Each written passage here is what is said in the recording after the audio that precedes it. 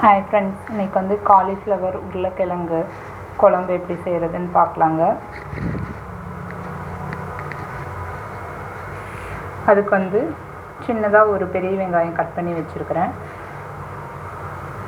ஒரு தக்காளி, கசகசா அரை ஸ்பூன், ஒரு 4 லவங்கம், கொஞ்சோண்டு பட்டை, அரை ஸ்பூன் வந்து சோம்பு, ஒரு 10 பல் பூண்டு, ஒரு 3 துண்டு இஞ்சி, ஒரு பச்சை மிளகாய், முந்திரி வந்து ஒரு 15, தேங்காய் ஒரு அரை மூடி வந்து கட் பண்ணி போட்டிருக்குறேங்க மிக்ஸி ஜாரில். இப்போ இது எல்லாத்தையும் எடுத்து மிக்ஸி ஜார்லேயே சேர்த்துக்கணுங்க. எல்லாத்தையும் வந்து நல்லா ஒரு ஃபைன் பேஸ்ட்டாக வந்து அரைக்கணும். இந்த அளவுக்கு வந்து நல்லா ஃபைனாக அரைச்சிக்கோங்க. இப்போ குக்கரில் வந்து ஒரு 2 ஸ்பூன் ஆயில் சேர்த்துருக்குறேங்க. இதில் வந்து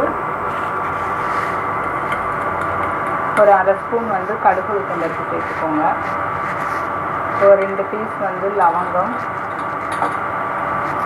ஒரு துண்டு பட்டை, ஒரே ஒரு பிரிஞ்சி இலை, ஒரு கொத்து வந்து கருவேப்பிலை,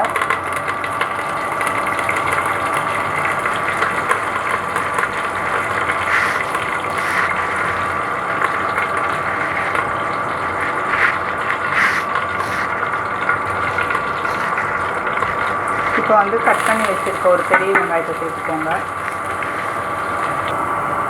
இப்போ இதில் வந்து தக்காளி சேர்த்துக்கோங்க.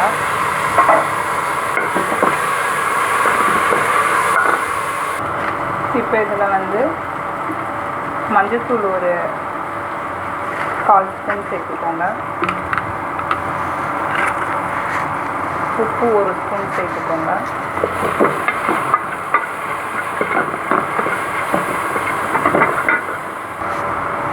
இப்போ வந்து மிளகாத்தூள் வந்து ஒரு ஸ்பூன் சேர்த்துக்கோங்க.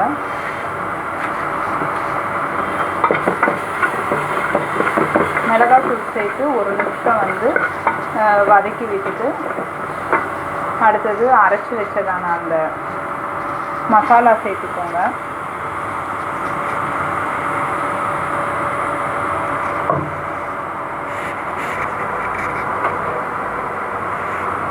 இப்போ இதில் வந்து உருளைக்கிழங்கும் காலிஃப்ளவரும் கட் பண்ணி சேர்த்துக்கோங்க.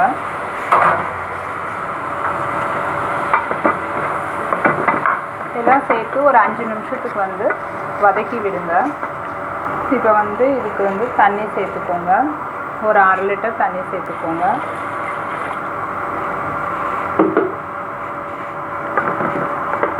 அவ்வளோதான், கலந்து விட்டுட்டு குக்கர் க்ளோஸ் பண்ணி ஒரு 3 விசில் விடுங்க. கரெக்டாக இருக்கும். காலிஃப்ளவர் உருளைக்கிழங்கு குருமாங்க. இது சப்பாத்தி, பூரி, இட்லி செய்கிறத நல்லாயிருக்கும். இதை நீங்களே செஞ்சு பாருங்கள். இந்த சேனல் பிடிச்சிருந்தா லைக் பண்ணுங்கள், ஷேர் பண்ணுங்கள், சப்ஸ்கிரைப் பண்ணுங்கள், பெல் பட்டனை கிளிக் பண்ணுங்கள். தேங்க்யூ.